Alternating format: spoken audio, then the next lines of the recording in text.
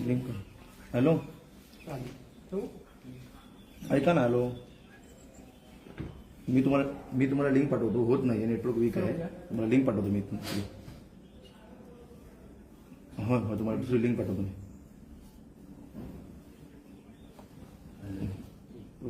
की असाइनमेंटला पाठवू तुमचं. एक मिनिट असं नको मला. तुम्ही नको एक काम करा. समोर बसले तुम्ही. ऐका ना तुम्ही SMS करा. तुमचा मेल आहे. हो सर माझा फोन तुमच्याशी बोलतोय ना. एक मिनिट चालू द्या.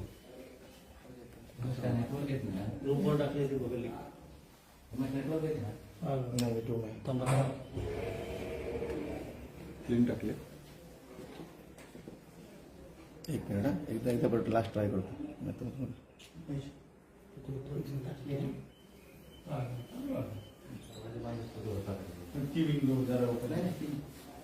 एक मिनिट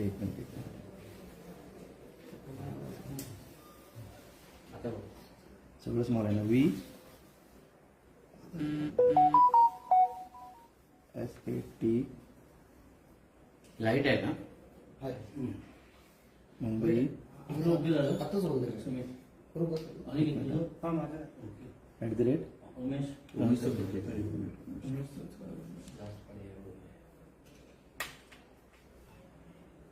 @JEE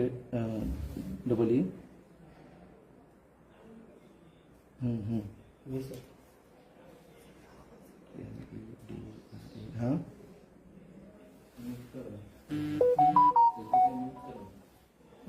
एक मिनिट ESS सॉरी ऐका ना. लिंक केलं.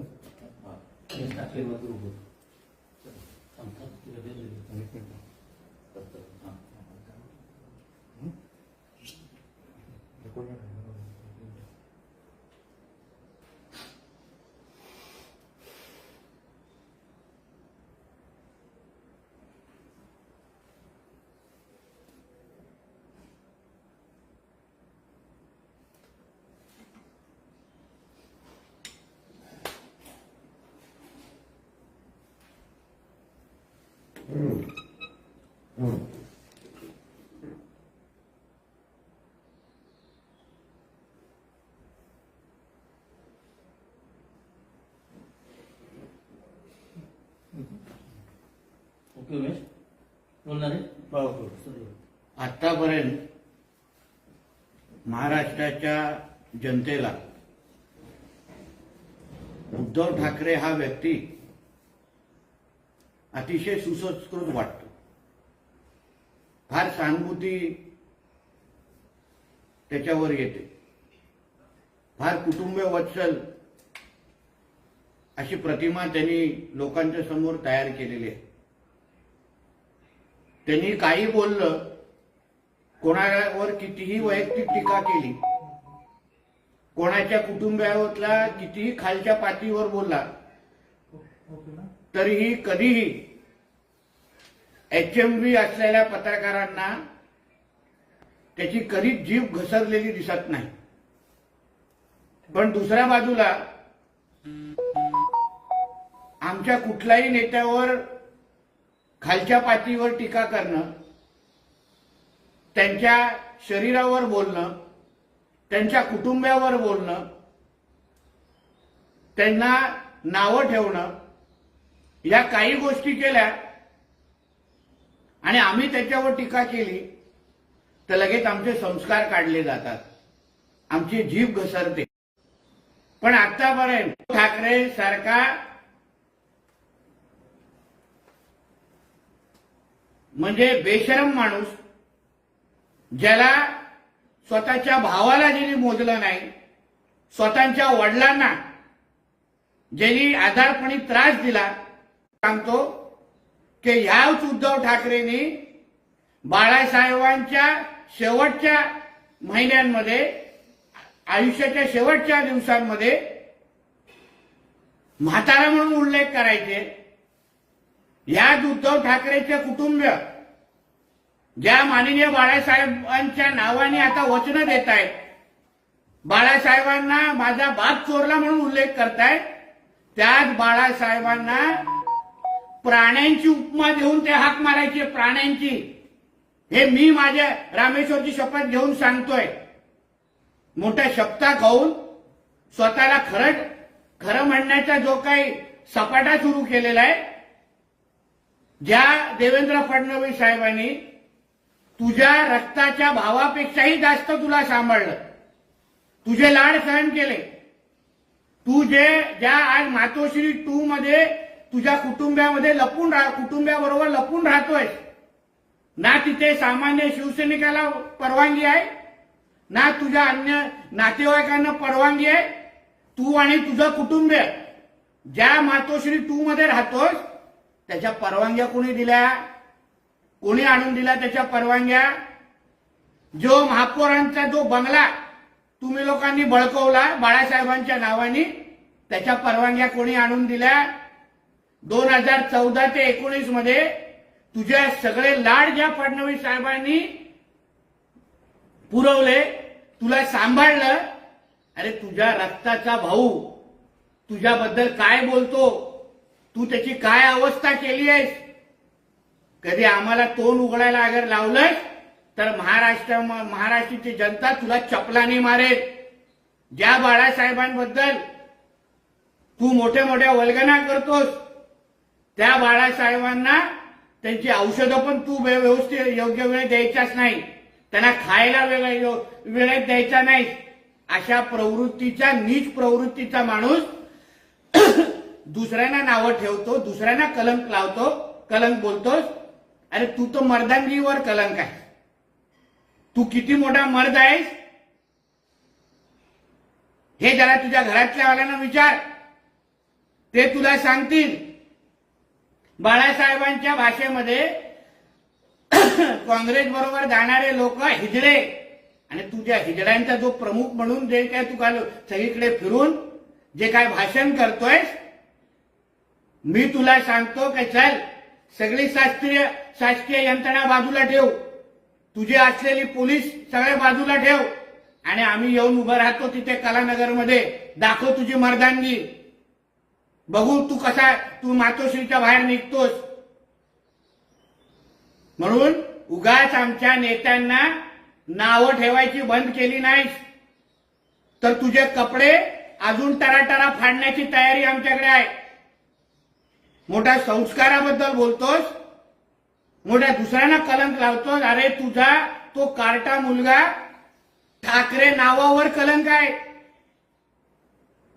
त्या दिशा सालियांना कसं मारलं आज मी महाराष्ट्राला मुद्दामून सांगेन.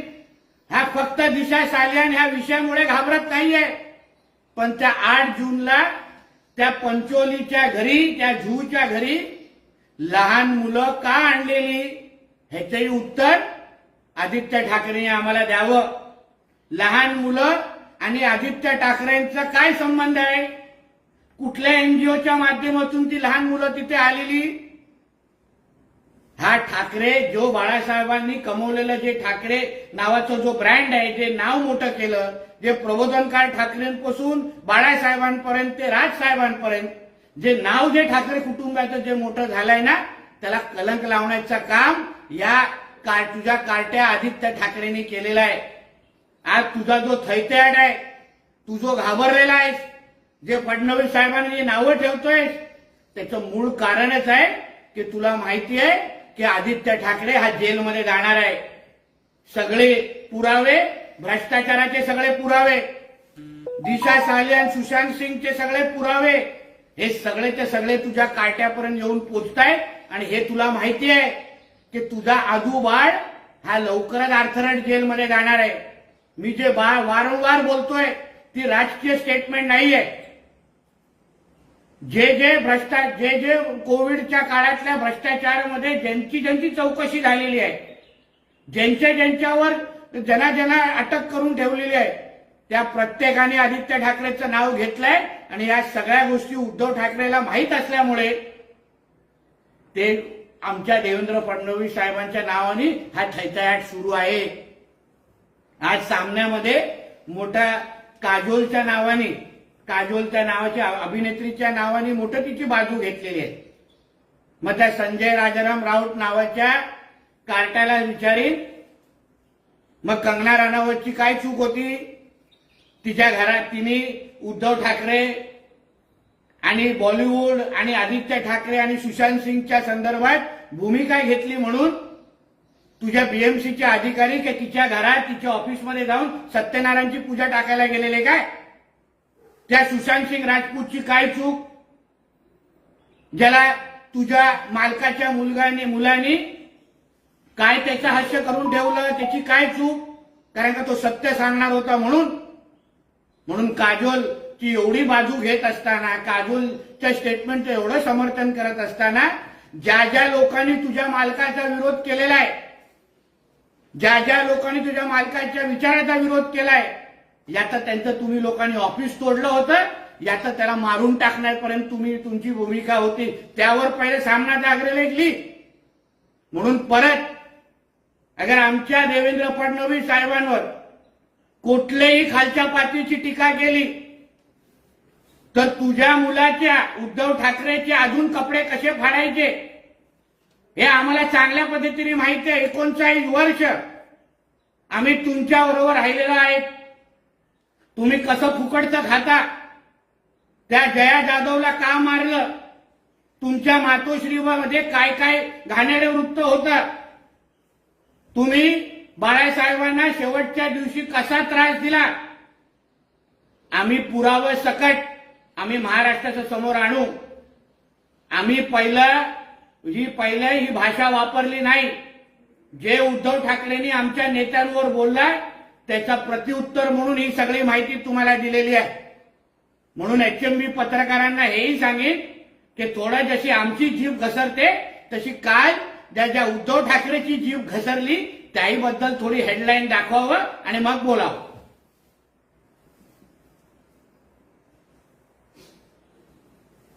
काय आहे ते विचार आलो.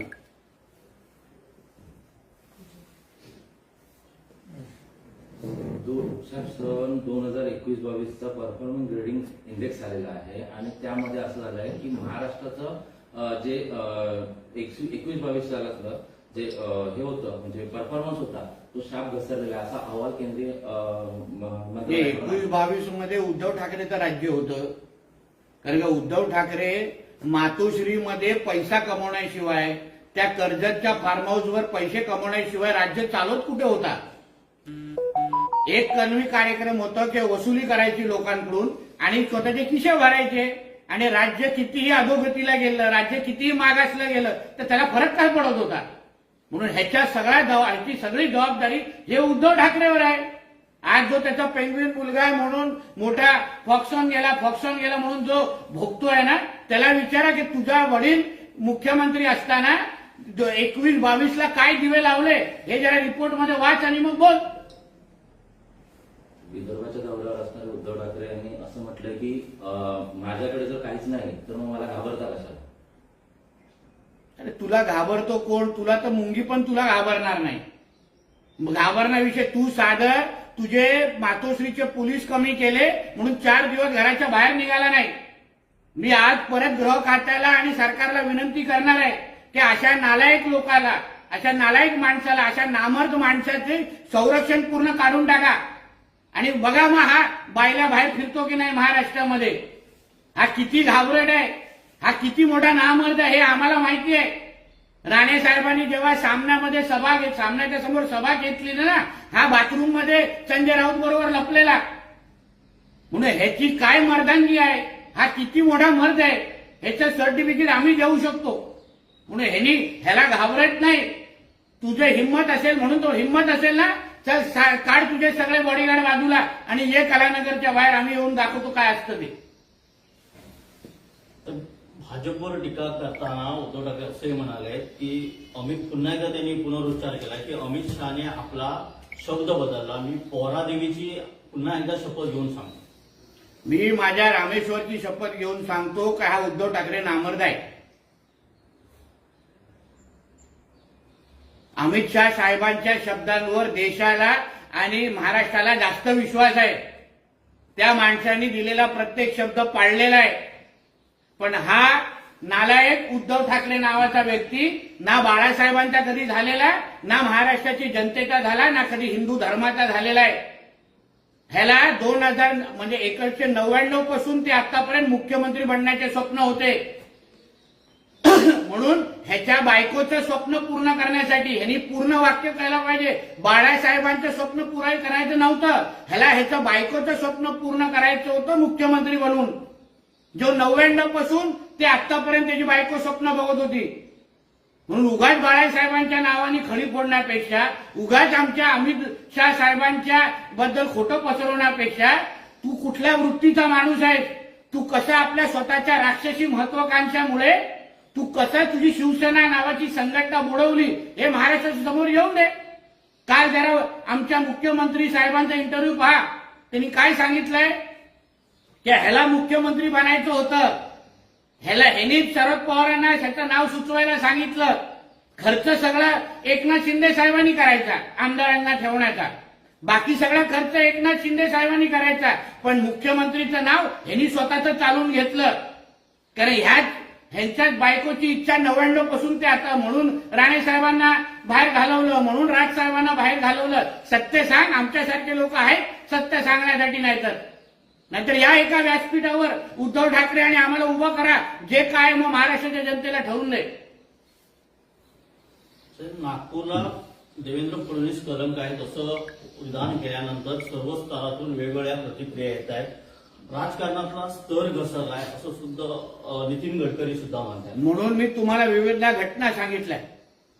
पहिलं फडतूस बोलणं, कलंक बोलणं, बाबरी मस्जिद हे फडणवीसांच्या वजनामुळे पडली असा उल्लेख करणं, मुख्यमंत्र्यांच्या लहानशा नातवाचा उल्लेख करणं, व्हॉट्सअप मेसेजेस फडणवीस साहेबांच्या कुटुंबाबद्दल उल्लेख करणं. हा स्तर कोणी घसरवलाय?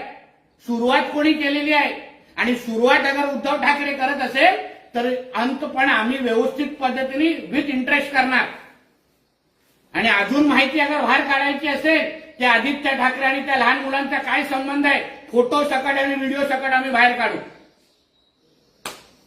शिवसेना हे नाव माझ्या वडिलांनी दिलंय आणि ते हिरावून घेण्याचा अधिकार निवडणूक आयोगाला नाही. मी माझ्या पक्षाचं नाव दुसऱ्याला देणार नाही असं उद्धव ठाकरे. अरे हे शेमड्या मुलांसारखं स्टेटमेंट झालं की मी माझी चॉकलेट दुसऱ्यांना देणार नाही. हे असा शेमडा मुलगा. अरे बाबा, देशामध्ये नियम कायदे आहेत, संविधान आहे, संस्था आहे. एका बाजूला नरेंद्र मोदी साहेबांना हुकुमशाही म्हणून बोलायचं की आमच्या इथे हुकुमशाही आहे, आणि दुसऱ्या बाजूला दिलेले निर्णय पाळायचे नाही. मग नेमकं हुकुमशाह कोण आहे? तुझा काय अधिकार आहे? आणि तुझं पक्षाचं नाव आणि चिन्ह शिंदे साहेबांकडे गेलंय. तू आता शेमड्या मुलासारखा रडत बस, पॅन्ट वरती करत करत. तुझ्या हातात नाही राहिलं काय? तुझी आता जी उभाट आहे ना, तो पक्ष पण नाही राहिलाय. ती महिलांसारखं बचत गट झालंय आणि त्या बचत गटाचा प्रमुख तू आहेस.